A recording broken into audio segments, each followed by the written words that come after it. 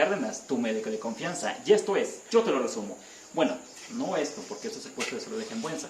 Hoy estamos con un tema muy interesante. Vamos a calcular el riesgo cardiovascular a 10 años plazo, así que no te lo pierdas.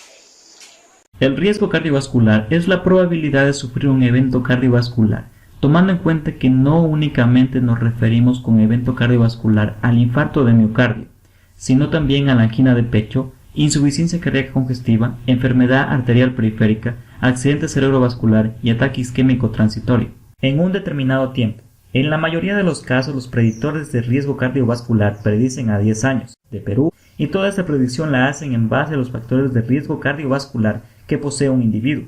Es decir, toman en cuenta si el paciente tiene el hábito de fumar, tiene tensión arterial alta, fue diagnosticado con diabetes o tiene niveles de colesterol altos, que pertenecen a un grupo poblacional específico. Es decir, los predictores de riesgo toman en cuenta las características propias de cada población, ya sea esta de Ecuador, de Perú, Estados Unidos, etc.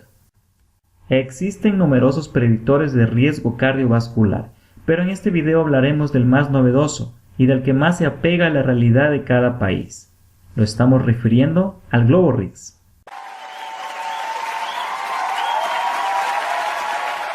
GloboRx es una ecuación que predice el riesgo de eventos cardiovasculares en individuos sanos de 40 años o más, en todos los países del mundo.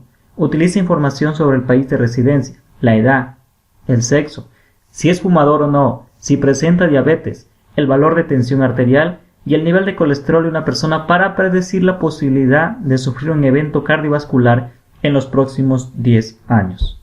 Bueno, ahora vamos con el origen de esta grandiosa ecuación, ya que debemos dar crédito a sus creadores. La investigación se publicó en la revista The Lancet en el 2015 y fue dirigida por el Dr. Ghudarsh Danaei, profesor asociado al Departamento de Salud Global en la Escuela de Salud Pública de Harvard.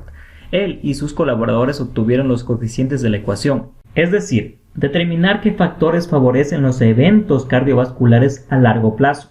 De ahí sacaron que los niveles altos de colesterol, el aumento de la tensión arterial, el tabaquismo y la diabetes están directamente relacionados con el aumento de eventos cardiovasculares.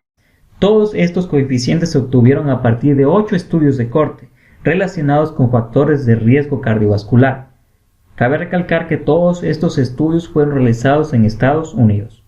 Uno de ellos fue el estudio del corazón de Honolulu, realizado en 1965, donde participaron 8.006 estadounidenses de ascendencia japonesa. Vigiló durante 19 años y se les tomó muestras de sangre para determinar valores de colesterol. Al final del estudio se determinó que la mortalidad por enfermedad coronaria aumentó progresivamente con el aumento de los niveles de colesterol en suero. Es decir, entre mayor es el nivel de colesterol, mayor era la probabilidad de padecer un evento cardiovascular a futuro en esa población. Una vez obtenidos los coeficientes de predicción de riesgo, se creó la ecuación de predicción de riesgo. Pero para poder ser aplicada en una población diferente de donde se originó, es decir, en Estados Unidos, se la recalibró tomando en cuenta las causas más comunes de mortalidad de cada país y los factores de riesgo cardiovascular más comunes de cada país, para poder predecir el riesgo cardiovascular en el resto del mundo. Ahora vamos a ver en quién podemos usar esta ecuación. Primeramente, esta ecuación está destinada para pacientes sanos, por lo tanto no la vamos a utilizar en pacientes con enfermedad cardiovascular clínica, como infarto agudo de miocardio, síndrome coronario agudo, revascularización coronaria o de otras arterias, ictus o accidente isquémico transitorio, aneurisma aórtico y enfermedad arterial periférica, o en caso de pacientes con enfermedad cardiovascular documentada en pruebas de imagen, como la presencia de placa significativa con estenosis mayor del 50% de la luz del vaso, en una angiografía o en una ecografía, tratados o en pacientes con diabetes mellitus con daño orgánico, o en pacientes con enfermedad renal crónica grave, es decir, una tasa de filtración glomerular menor a 30 ml por. En todos estos pacientes no vamos a calcular el riesgo cardiovascular, ya que los mismos tienen un riesgo cardiovascular muy alto y siempre lo van a tener y por lo tanto siempre van a ser tratados como tal. Ahora vamos a observar cómo obtener las tablas de riesgo cardiovascular de la página oficial de GloboRix. Bueno, ahora vamos a descargar las tablas de riesgo cardiovascular. Vamos a Google y colocamos GloboRix. Una vez ahí, elegimos la segunda opción. Esta es la página oficial de GloboRix. La voy a traducir a español para que se entienda de mejor manera. La página oficial nos ofrece tres opciones: la calculadora de riesgo de laboratorio, calculadora de riesgo de oficina y descarga de gráficos de riesgo. La calculadora de riesgo de laboratorio, pues, aquí colocamos lo que es el país de residencia del paciente, pues, en este caso Ecuador, colocamos el género del paciente, la edad del paciente, si fuma o no fuma, si es diabético o no es diabético, su valor de tensión arterial y su nivel de colesterol en milimoles por litro, y pues le damos a enviar y nos calcula directamente el riesgo cardiovascular. Pero esta vamos a utilizar siempre y cuando tengamos internet. Y vamos con la segunda opción: calculadora de riesgo de oficina.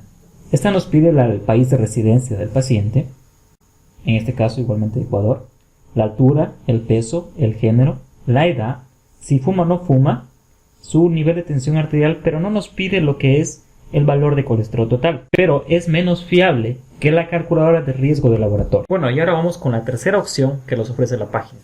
Nos ofrece descargar las tablas de riesgo cardiovascular, sobre todo para las personas que no disponemos de internet.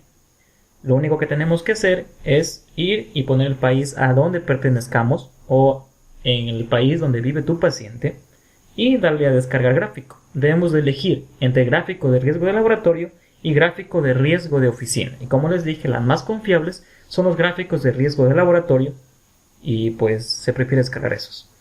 Y pues hasta que se termine de descargar, ¿qué tal? ¿Cómo les va? ¿Todo bien? ¿Cómo llevan esa cuarentena?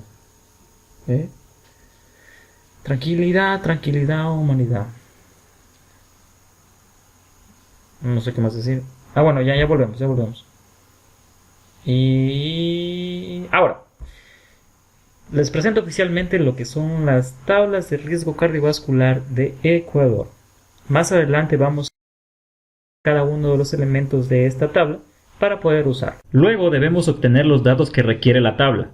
Debemos determinar si es o no fumador. Se considera fumador a quien ha fumado al menos 100 cigarrillos en su vida, y actualmente, es decir, en los últimos 6 meses, fuma todos o algunos días. También debemos determinar si es diabético o no, si cumple con uno de los siguientes criterios, o si ya fue diagnosticado previamente con diabetes.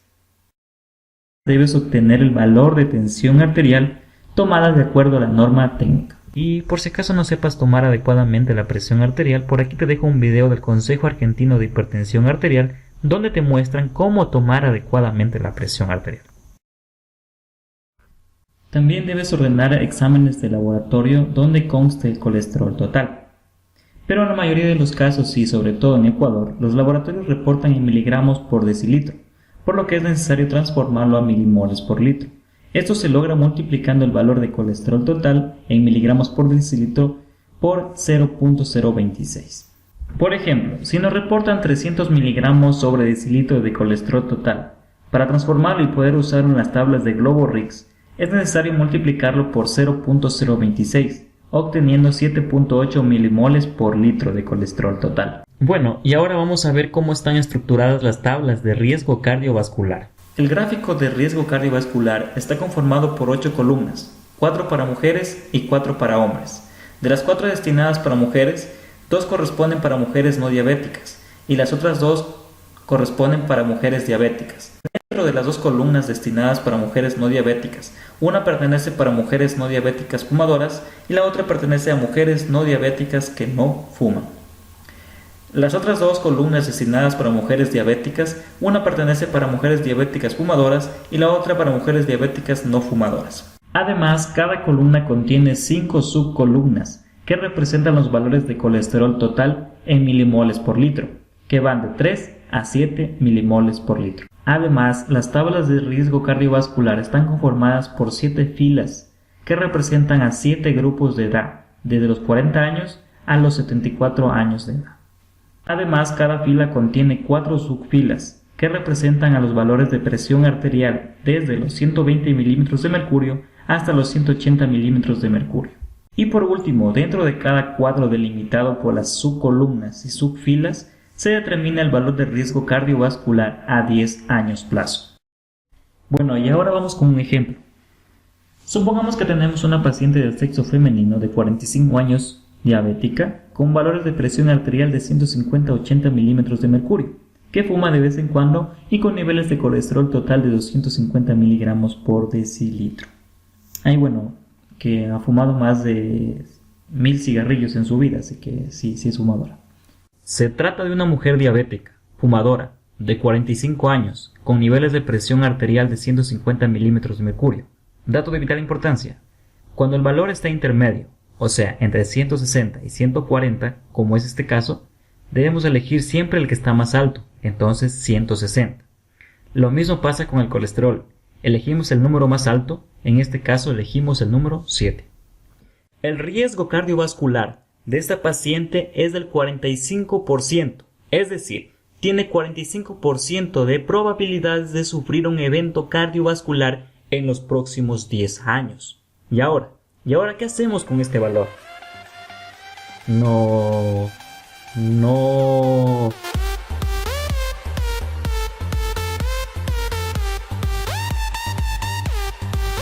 Lo que debemos hacer es tratar de bajar este riesgo cardiovascular interviniendo en los factores de riesgo cardiovascular alterados. Por ejemplo, en el caso anterior, en el caso de la tensión arterial, si iniciamos tratamiento antihipertensivo y bajamos ese nivel de tensión arterial a valores normales, su riesgo cardiovascular bajaría al 24%. Y si además comenzamos con tratamiento con estatinas y bajamos ese colesterol a 200 miligramos sobre decilitro, el riesgo cardiovascular llegaría al 15%. Y si también le ayudamos a que este paciente deje de ser preso del humo, el riesgo cardiovascular llegaría apenas al 6%. Como pueden ver, a pesar de ser una paciente diabética, el riesgo cardiovascular podría ser moderado si se actúa en los demás factores de riesgo cardiovascular. Bueno amigos, eso ha sido todo. Bueno, espero haberlos ayudado en algo y pues muchas gracias a las personas que me apoyaron en este video, que fueron los compañeros del puesto de salud de Gembuenza y también un asesor externo que es el compañero Willy Ortega. Muchas gracias, bro. Y pues si tienes un poco más de tiempo, suscríbete y revisa mis demás videos. Bueno, uno más tengo. Así que muchas gracias por ver y adiós.